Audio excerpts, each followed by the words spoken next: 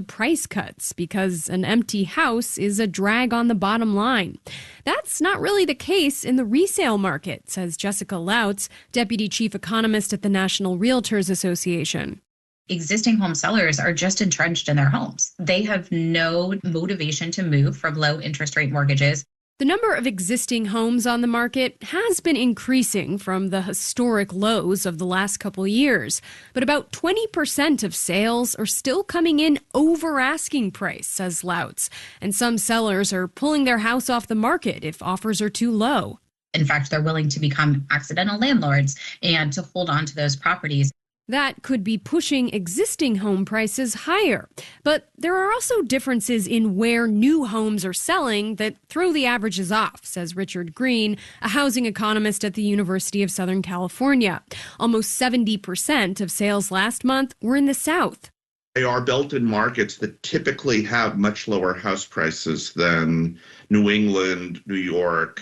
Still, the softness in new home prices could be a sign the whole market is turning, says Rick Palacios at John Burns Real Estate Consulting. Home builders experience it first and react, so it just takes a while longer to actually hit the resale markets.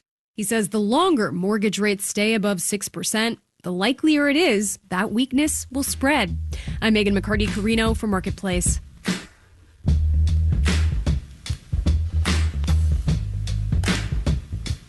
Marketplace Morning Report is supported by Amazon Business, committed to business buying solutions to empower leaders to streamline and focus on growth. Learn more about smart business buying at amazonbusiness.com. And by Odoo, offering software that provides building blocks for creating a custom software suite. Odoo, what businesses need. The Department of Labor has a plan for if the government shuts down. That plan does not include releasing scheduled data from the Bureau of Labor Statistics, which then we would not get. Very important data, as in the monthly jobs report that's supposed to come out Friday. We kind of need that to understand the labor market. Tells us how much workers are earning, the unemployment rate. Marketplace's Carla Javier looked into what a delay might mean. Imagine the job market is a bowl of soup. You could probably figure out just by looking if it's hot or cold or what might be in it. But ultimately, probably the best way to figure out what kind of soup it is and how good it is just to taste the soup. Daniel Zhao at Glassdoor says the BLS jobs report is the data equivalent of tasting the job market soup. It's a representative survey comparable over time. We have this benchmark to be able to see, okay, well, during past recessions or in the run-up to past recessions, what were the patterns like, and does that compare to what we're seeing right now? There are other reports, including data expected Wednesday from the payroll company ADP.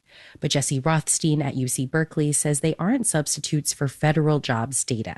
They're quite noisy. They miss large sectors of the economy, and it's much harder for them to track the overall trend. Rothstein was chief economist at the Department of Labor.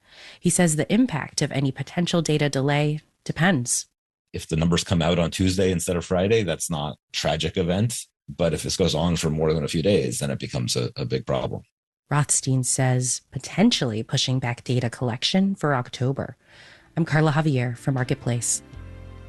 And in New York, I'm Sabri Ben-Achour with the Marketplace Morning Report.